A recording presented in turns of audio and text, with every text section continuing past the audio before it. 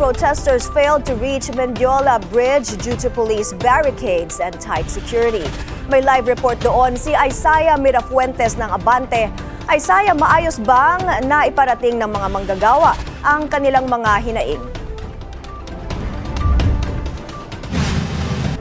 May hanggang sa may bahagi lang ng Recto Avenue umabot ang mga ralista ngayong araw at around 10 a.m. nga ay tinapos na nila ang kanilang protesta ngayong Labor Day. Sa kabuuan, naging mapayapa ang sitwasyon.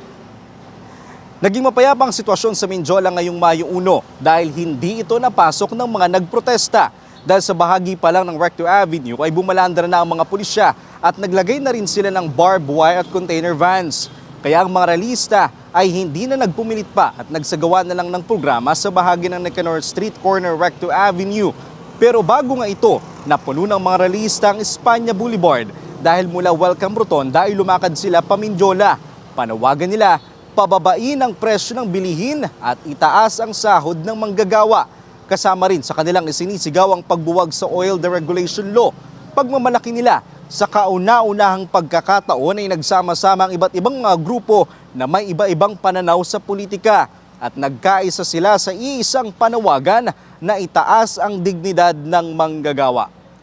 Hanggang sa mga oras na ito, dito sa Mindiola nga, nasa likod ko pa rin yung mga barbed wire na nilagay ng mga otoridad at nandito pa rin yung container vans at mga miyembro ng kapulisan. Sa mga oras na ito, wala na ang mga na nagpo-protesta, wala na rin tayong ina-expect na magrarally dito sa Mindiola. As of now, yung ilang mga kalsada dito sa Maynila, kabilang na nga ang Recto Avenue, ay nadaraanan na rin ng mga motorista. Isaiah, ano ang dahilan bakit hindi sila pinayagang makalapit sa Mendiola?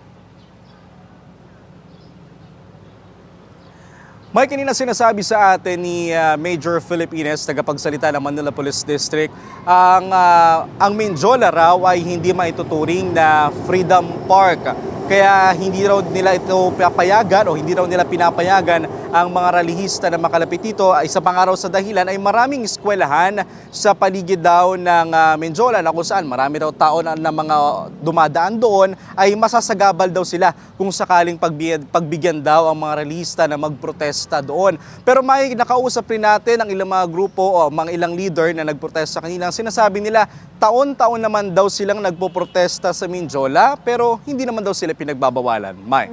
Isaiah, ang balita kanina, tutungo ang mga rallyista sa US Embassy. Nangyari ba ito at may untoward incident ba na naganap? Yes, yan din yung isa sa mga nalaman natin kanina. Ilang grupo nga ay magpoprotesta. Ito naman ay kaugnay sa kanilang pagtutol sa pakikipagkampihan ng Pilipinas sa bansang US dahil nga rin yan sa nangyayaring girian ngayon sa gitnang silangan. Kaugnay naman sa untoward incident, magandang balita. As of kanina, nung bago tayo umerin, nakausap natin si Major Filipinas, walang mga nasaktan, wala ring gulo na nangyari. Dahil bago pa man itong rally na tumay, nakausap na rin natin ang organizers. Sinasabi nila, ang gusto lang daw nila ay panawagan ang kanilang saloobin na para sa manggagawa at hindi raw sila manggugulo. Maraming salamat, Isaiah Mirafuentes, live mula sa Mendiola.